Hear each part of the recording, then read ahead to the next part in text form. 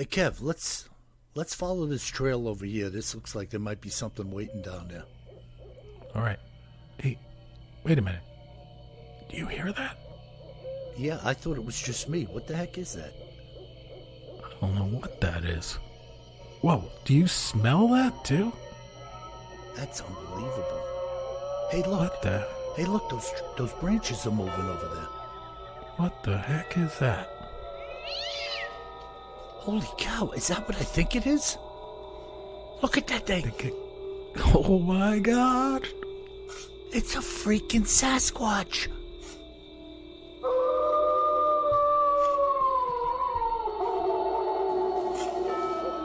Welcome to the Bigfoot Terror in the Woods Sightings and Encounters podcast.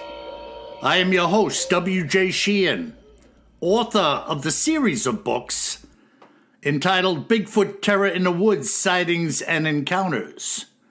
12 volumes, paperback, ebook, and audiobook. And if you missed our last podcast, my latest series, which will be 7 books, the first of which is the Northeast edition, previously released accounts organized by region. So this one's the Northeast. That book is also out in paperback, ebook, and audiobook as of this date. So go out and buy some, you tightwad.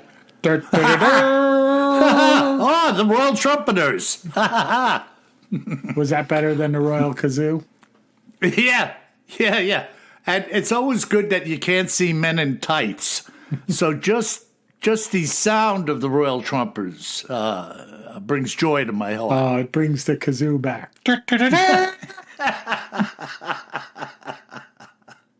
The vibrato in the kazoo is what clues me in. Whatever it's called. Oh, my God. Yeah, so I had a good day over here, bro. A lot of stuff going on. Took my second guitar lesson with Connor Frangione. Nice. Very good. Challenge upon challenge in the world of guitar. And just for our audience, it's his second modern day guitar lesson. He already knows how to play the guitar. Modern day. Just to be clear. Yeah. So it's interesting, and it's putting a new edge on things for me, and I like that. Very cool. So, bro, what do we have in our cryptids in the news and other oddities segment? Yeah, Bill. Today we're going to go to the cryptids and other oddities segment of the world. Oh, boy. Oh, yeah. And we're going to go to one of my favorite places in the world that I'm fortunate to go hiking there every few years, pretty much for my entire life, as you can vouch for. And that is the White Mountains of New Hampshire. Oh, yeah. Yeah, a lot of people don't consider the White Mountains or New Hampshire for Bigfoot activity. But let me tell you something, folks. You open up that Northeast book, and your eyes are going to be open to what's going on in New Hampshire, Jersey, Pennsylvania, Vermont, Maine, the whole Megillah. All right there. Go ahead, Kevin. Yeah, and we're going to be talking about some creatures that are Bigfoot-like, known as the wood devils of the White Mountains. Wood devils? Wood devils. Holy smoke. So in the dense forests of the White Mountains, there's this legendary creature that's known for its camouflage ability more than anything else, and they call it the wood devil. Because they're very good at blending into their surroundings, much like a Bigfoot. Yes, and our good friend Philip, shout out to Phil down in Kentucky, he attributed wood devil activity to one of Jonathan Pitt's encounters over in the Kitimat area. BC. He thought what he experienced was, in fact, a wood devil, according to Indian lore. Oh, yeah. So these wood devils in the White Mountains in New Hampshire they're known to occupy the hills of Coos County, New Hampshire. So Coos Okay. County, New Hampshire. And Coos County basically takes up the area of New Hampshire that ranges from Mount Washington up in the northern part of the state all the way up to the border with Quebec. So that's it's probably the least populated part of the state. Yeah, I think not probably. Definitely. Yeah. Definitely. I've spent a fair amount of time up there at Mount Washington and north of Mount Washington. And whenever we're up there, we run into moose like at noon in the day. Big moose standing there right next to you. Wow. And so it's very rural. Just not much up there. There's the famous Mount Washington Inn, which is quite spectacular. If folks have never been up there and you're venturing up in the White Mountains, you want to spend a night or two at the luxurious Mount Washington Inn.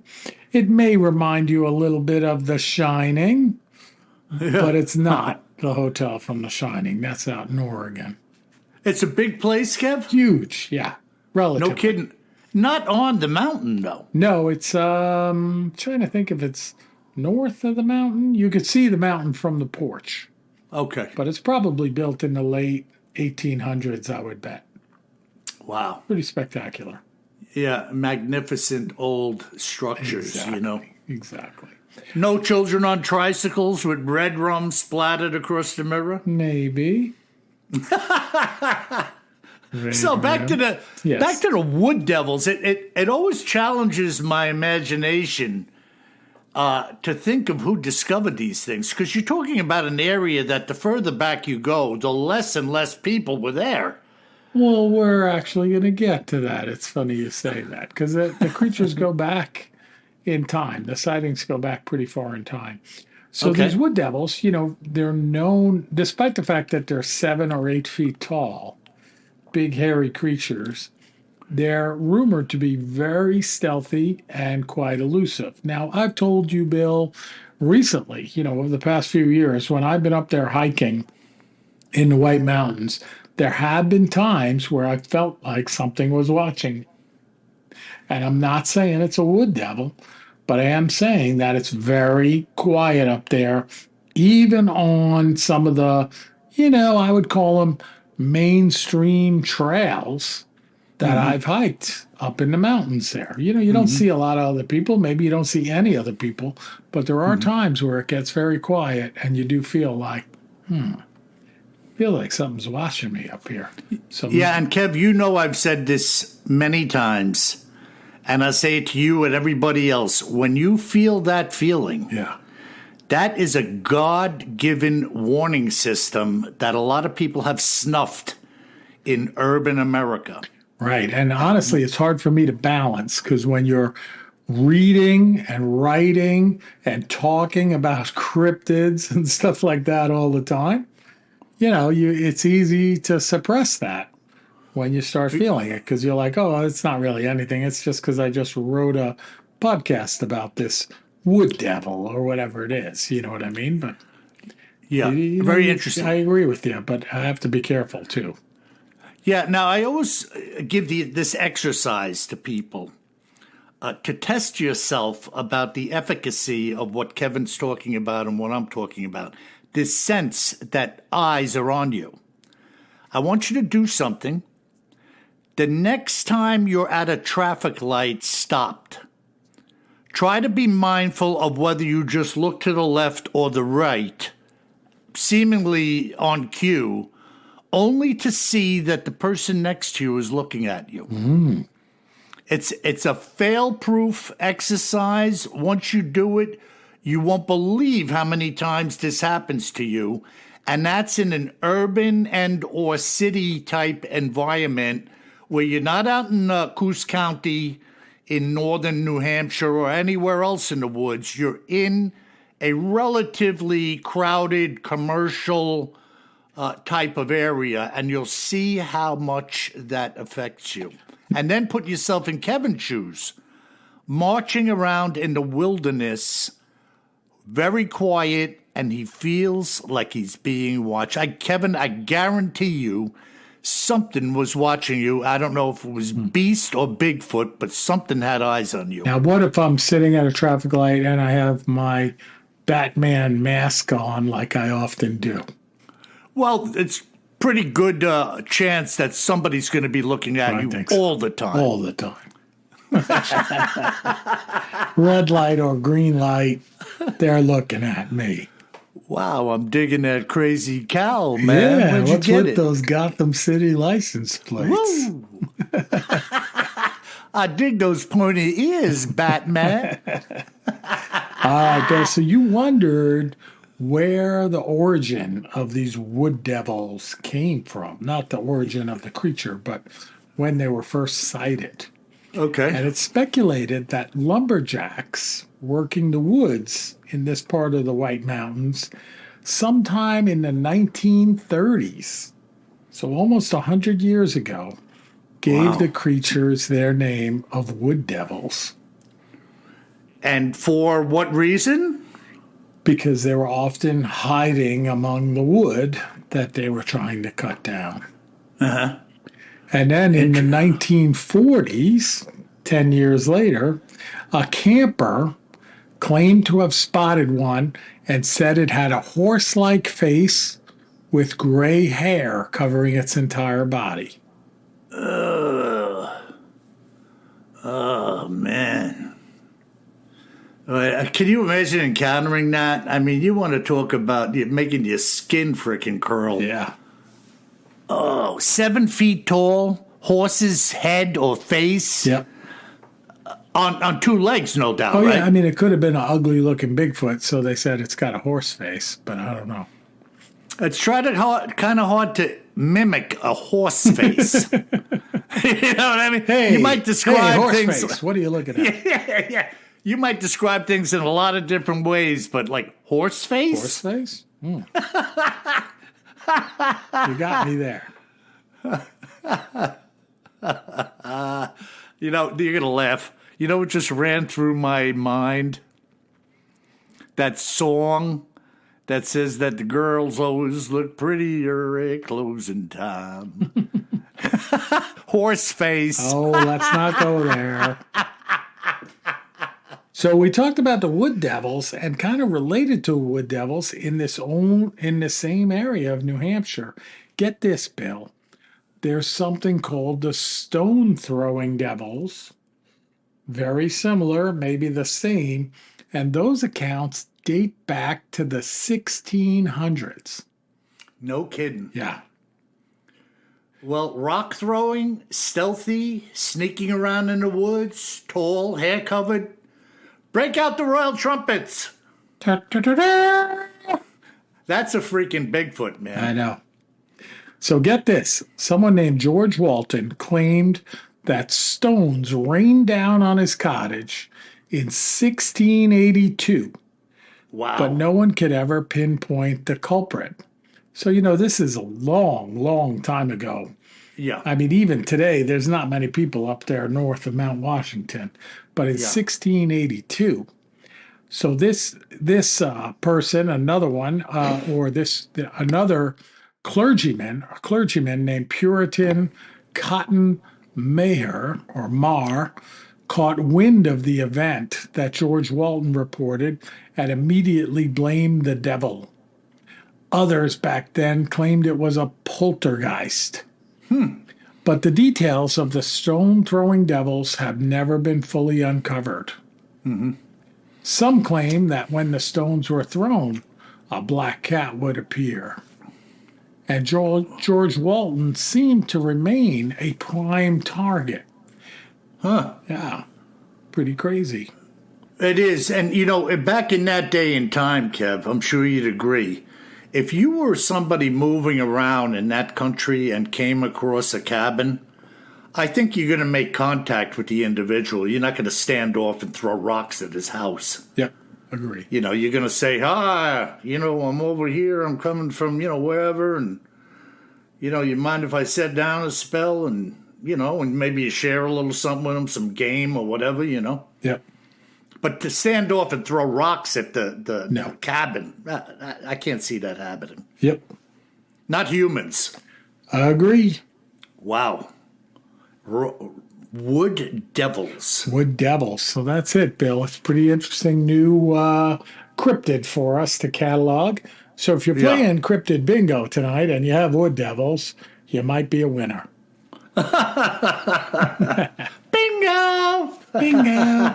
Oh, nobody else is playing. Sorry. Well, tonight I have two accounts we're going to go through. One of them is fairly brief, comes from a policeman, though. And the other one is a Canadian sighting. So let's have at it. And this following brief snapshot, as he called it, was shared with me by Jesse Turner, a resident of the state of Washington. This is what Jesse saw while on patrol, cruising in his squad car in the early 90s. As I told you, Bill, my encounter was brief, but it tormented me mentally for many years after the fact of having experienced it. I was on patrol one night, working the graveyard shift in northern Washington, when my sighting had occurred. There was typically not much to do back then, mostly helping stranded motorists and an occasional call to perhaps a residence. There weren't a lot of people in my patrol area, and I clocked a lot of miles just driving the roads every night. The roads were dark, as you would imagine, no streetlights whatsoever, winding through endless swaths of forest, and I had virtually seen every animal one could imagine in the street, most of them a dozen times or more during my tenure. The night I saw the Sasquatch was moonless, as I ran along the road at about 70 miles an hour through the trees. The radio was silent, and I remember it being 2:05 a.m. I had just come out of a winding left-hand turn, straightening my wheels for what would be about an 8-mile stretch ahead of me, when something large stepped, like a man walking, onto the shoulder of the highway on my left side, just the fringes of my high beams ahead of the squad car, in just the fringes of my high beams ahead of my squad car. I began to hard brake, slowing the car to about 30 or so, the high beams already on, as I said, at which time I was about 150 away from this thing, coming to a rolling stop. I have to say, at no time did I think it was a man. It had simply stepped into view on the shoulder and stopped, not so much as turning for a moment to look at the lights. I was looking at it from its right-hand side, completely illuminated now by my bright beams. I was immediately in some kind of stupor as I looked at it. I couldn't think straight, and nothing seemed to be registering in my mind. I remember reaching for the radio, and then leaving it in the holder as if I was uncertain what to do with it. I started to roll slowly, where at this point I was 50 feet away from the creature and at a full stop, staring at it in a daze. The Sasquatch took maybe 4 steps across the road and the shoulder and was gone. All I know is that when I next looked at my watch, it was 2:30. 25 minutes had gone by, and I couldn't figure out where the time had gone, or even what I was doing sitting there. Since that time, this road, which runs near the edge of the Olympic Peninsula, has been the location of many roadside sightings through the years. Speaking for myself, I wasn't right for a good 10 years after this sighting, even seeking counseling and having the most horrible nightmares even to this day. I wish that it never happened at this point, because I never even go out for a walk in the woods anymore, which is something that I used to enjoy doing. I never saw its face. It stood briefly after stepping into view with its head tilted slightly downward, easily 8 or 9 feet tall, having a chest like a barrel. More than likely 2 feet deep body-wise, looking at it from the side. It was an absolute beast. And then, bing, bang, boom, in 2 seconds it was gone. Why it would have such an effect on my mental state is unknown. And you can imagine what the counselor had to say when I breached the subject for the first time. Very bizarre. Yeah, and another law enforcement person having the sighting.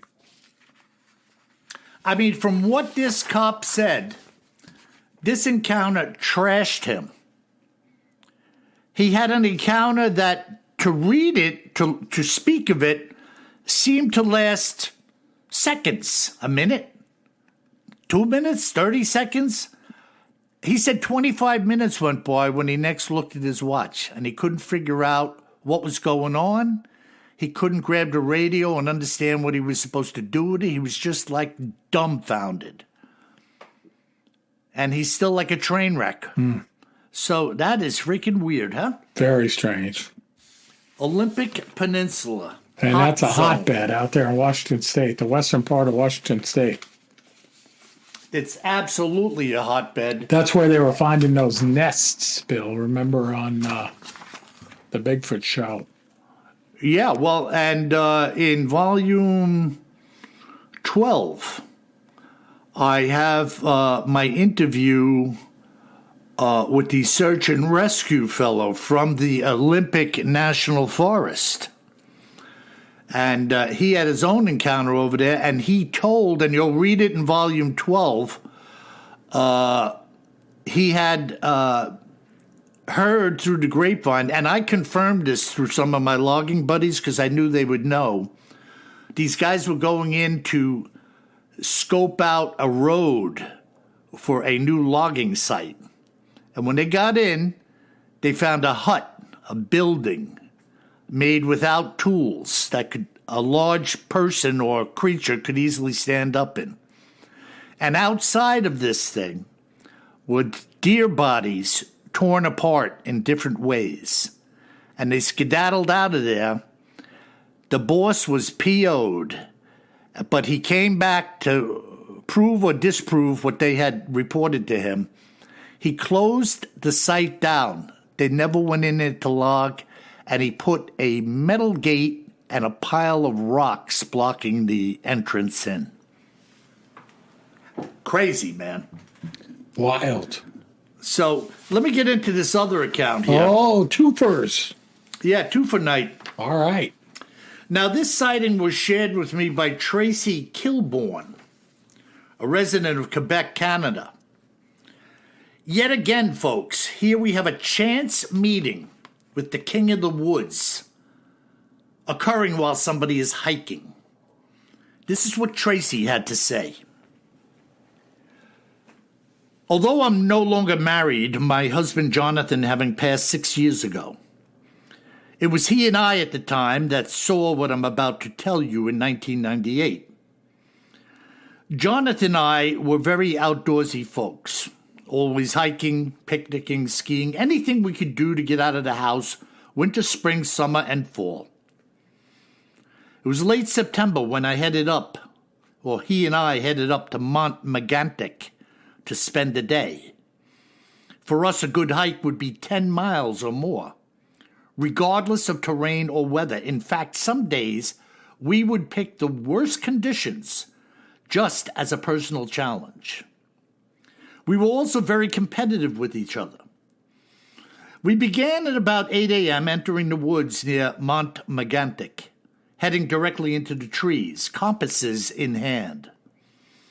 Somewhere around noon, we found ourselves heading down a slope into a ravine where a creek was running. On the way in, we spooked a couple of deer and had seen a lot of other woodland creatures, and now we knew why. Find the water, and you'll find the inhabitants, which is common knowledge in the forest. The forest was a mess in here, but in a naturally beautiful kind of way. The leaves were turning already, and the trees were leaning everywhere, having died and fallen, now one resting on the other. The creek was splendid, about 15 feet wide, filled with moss-covered boulders and felled trees dropped across it, like pickup sticks as far as we could see, which was, from our vantage point, about 200 yards. After which the creek meandered through a corridor that it had created, disappearing into the forest. We decided to pause and sit for a while, taking in the sounds of the flowing water, and partaking in some snacks before we continued. Only a few minutes had passed after we sat down when Jonathan said, "Will you look at that?" I, of course, said, "Look at what, honey?" As he now pointed his finger at the slope on the opposite side, about 50 feet up from the creek. There were 2 trees, both with the tops broken off them, each having about 30 feet of trunk left, and the root balls still attached. Now here's where it got strange. Both of these trees were hung upside down in the trees by their root balls. We couldn't understand how not one but 2 trees could tumble or flip end to end, winding up wedged between branches, hanging upside down. Just doesn't happen, my friends. We had to see them up close, so both of us walked through the 10 or so inches of stream water in our hiking boots to get on the other side, and we were now standing on the incline looking at these things. Both of the root balls still seemed to have soil and peat in them, and both were about the same size. About 30 feet long, the trees were. They had to have weighed thousands of pounds, each of them, to look at them, and we were baffled. This was by far the absolute oddest thing we had ever run across in all of our many adventures, and having stood beneath them for a while, we walked back down to the creek and sat down. Now, just up the creek, there was another large tree which had fallen across the creek, with the 2 others still being fresh in mind. I was looking at it when I swore I saw something move behind the root ball, looking like a flash of reddish-brown fur.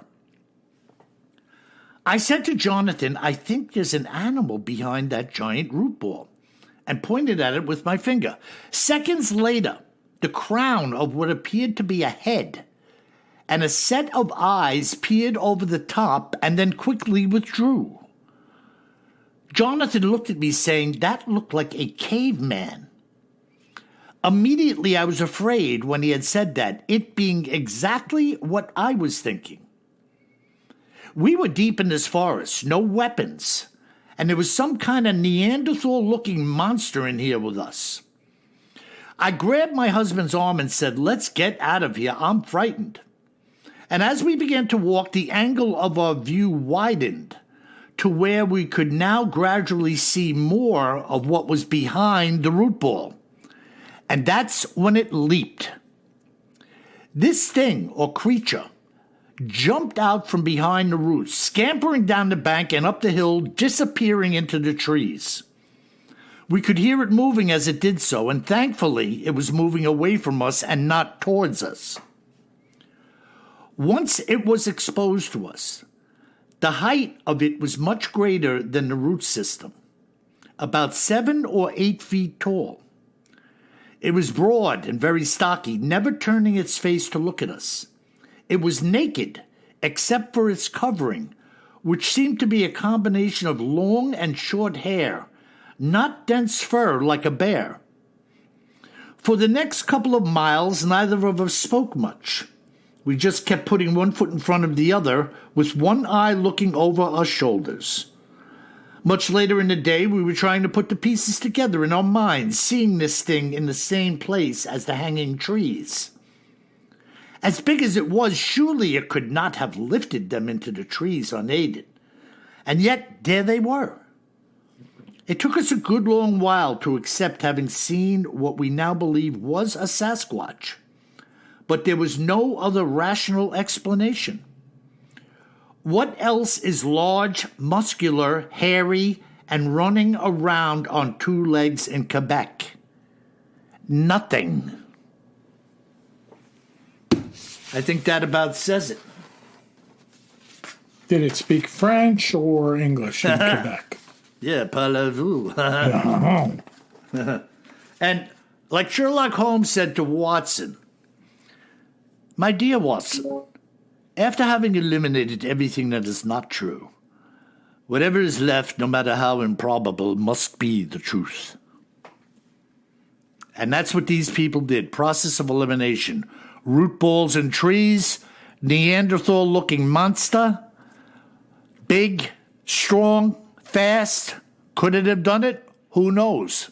What else is running around up there that could, look like what they saw? Nothing. Yeah. So, you buy it, you don't. This is what they say. I'm with you. Bizarre, huh, Kev? Well, great account, though. Mount Megantic. Mont. They spell it up there, M-O-N-T. Mont. Ho, ho, ho. Mont. I would look Mont at some great Megantic. poupon on top of the mont. I spit in your eye. Pepe, Your mother, Pepe your Le mother, Pew. your mother smells of elderberry. Savoir is everywhere.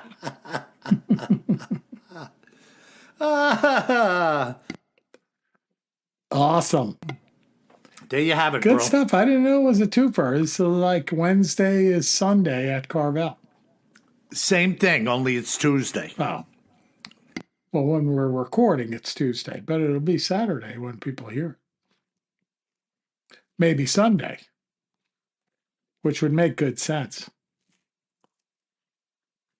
All right, Bill, you ready for some listener mail? Bill? Yeah, can you hear me? Now I can. Oh, okay, I'm here. All right, I thought you were hiding. Well, I had to swallow the wiffle ball I was eating. Or maybe a wood devil got you.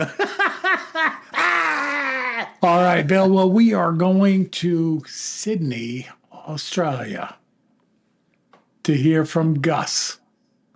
Gus from Sydney. And Gus says, I loved, however, was completely creeped out by the recent replay account of the dog man that was looking in the window of the second story of the house when the little girl saw him. Yeah. Why am I so creeped out by this mental image? Gus. Yeah. I'll tell you why, Gus, because if it happened to you, you'd probably drop dead in your recliner. Here's a 15-foot tall, satanic, wolfman-like beast with red glowing eyes looking in the second-story window. And Gus, you wonder why you're creeped out? What do you do for a good time, Gus? Well, I'm telling you, man, I'm breaking out the lead. I'm wasting no time for that My thing to brother's come throwing in. lead through his window. And you're wondering why you're creeped out. I'm telling Kev, I'd be like that lady with the 357 blowing the back door off of her house. I don't know, Gus. Do you work in a fun house or something at the creep show? I don't even know how to answer it. I know, Gus, that you folks out there in Oz are, a little tougher than us in the U.S., maybe a lot tougher. But I understand why you're creeped out by this mental image. I'm sitting here on the second floor of my house, looking out this dark window that has a forest across the street from me, and man, I don't want to see any red eyes looking in at me. Yeah, Kevin, you remember that account. The couple lived in Louisiana up on a house on stilts. Oh, yeah. And they had a severe lightning storm, and the power went out. Of course. So he's sitting in the living room, I think with the little girl. They had some candles lit, and the wife was finishing up. I think I remember them saying they had a gas oven, and the wife was baking muffins, so she was still able to stay with it while he's sitting in the living room. And when the lightning flashed, he saw a silhouette. Talking about Batman, how they show his silhouette flash? But it was of this Rougarou, Dog Man, whatever it The was. Rougarou. Oh, my God. And then he saw it again, and then it was gone. Creep Fest. And, yeah, you want to talk about creep, man. Daddy, why is there a Rougarou looking in the window? Yeah, because I haven't shot him yet. Yeah. Get out of the way. He ain't looking no more. All right, our next email comes in from Sandy in Texas. Mm-hmm. And she says, "Hey, Bill and KJ, I just wanted to pass this along. In Jefferson, Texas, it's illegal to hunt Bigfoot. Known as the capital of Bigfoot in Texas, they want to protect this legendary creature." You know, and it always stands to reason. They're not the only place where it's illegal to hunt Bigfoot. And why have a law if it's not real? Yep. You know, like, are there other laws that say it's against the law to shoot a frickin', I don't know, you name it, Frankenstein? An elf? Yeah, to shoot an elf. Damn elves. Bang! Teach you to steal my apples. And my chicken. Whoa! Look at that elf go! Yes, well, Sandy, you know, thanks for the report.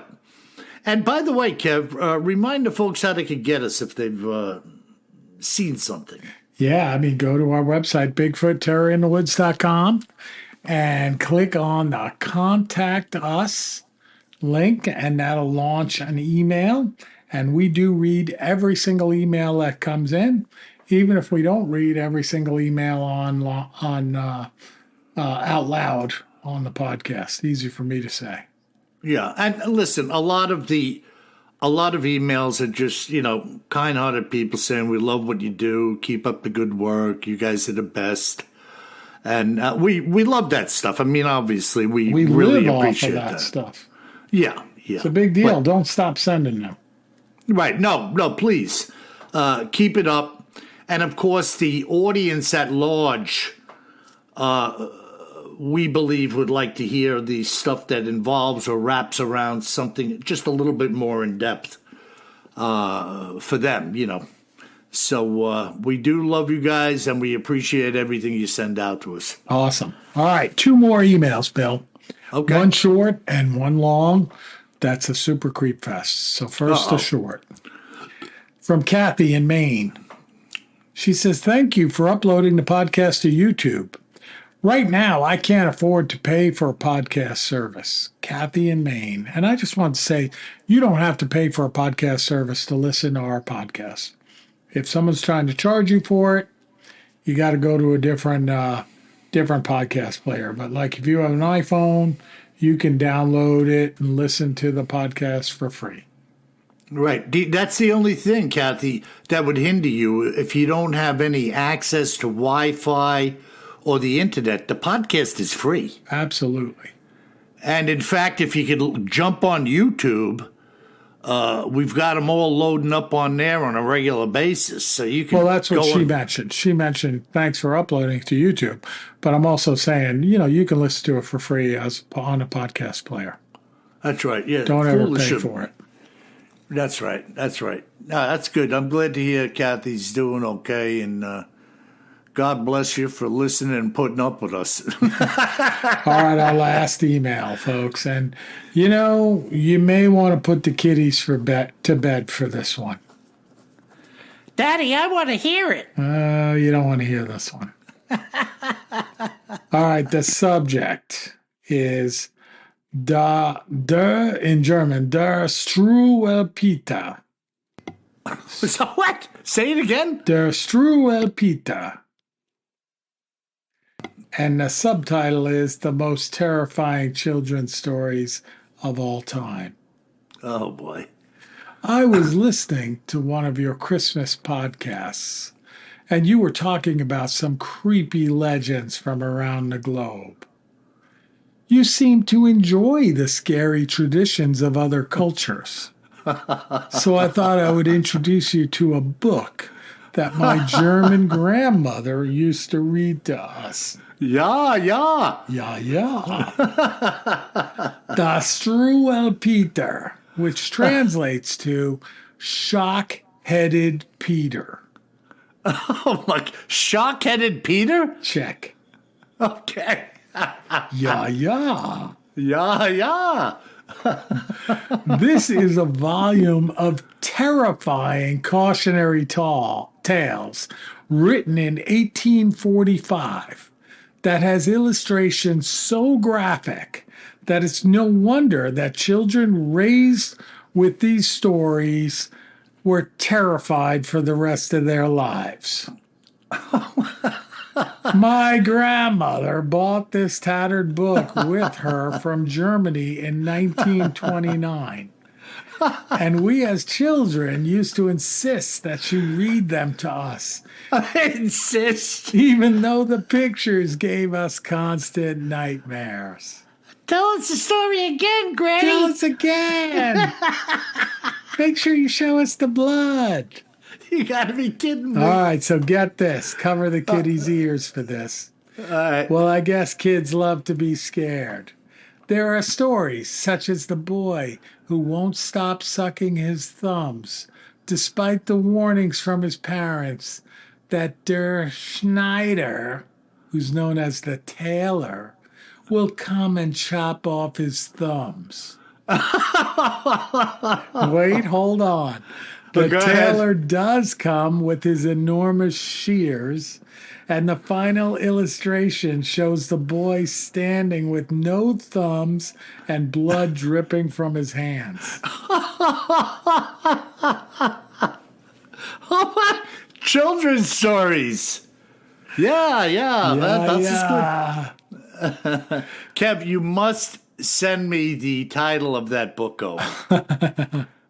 I have to come into a copy of this. That's true, Elpita. Oh my God. Yeah. There's a couple of more stories here. I'm not even going to read them. Okay. They're even more horrifying than that. The guy with the shears coming over and, lopping off your thumbs and the kid standing there. I can see the illustration in my mind, Yeah, well, maybe the grandma read us this book when we were children. It would explain a lot. Oh, my God. Oh, man. With the Krampus and these books. And the Krampus. Scaring the children to keep them in line. I mean, this stuff was a little overboard. I know. It makes Hansel and Gretel seem like a bedtime story.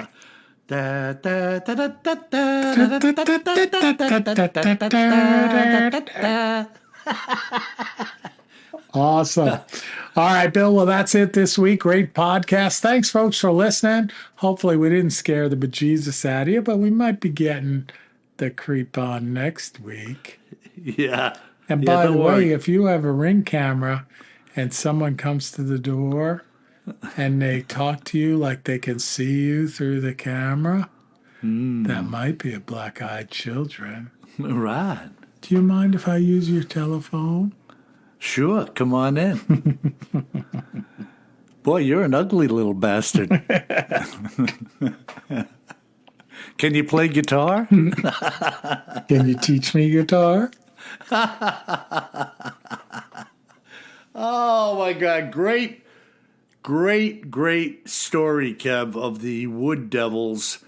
And, folks, I know there are people out there who have things to say about the Wood Devils, so why don't you reach out to us and knock on our door. And, by the way, if you should find yourself hiking in Quebec, Canada, northern New Hampshire, or driving through the woods near the Olympic Peninsula, you best remember one thing, my friends. Always carry more gun than you think you're going to need. Sleep tight.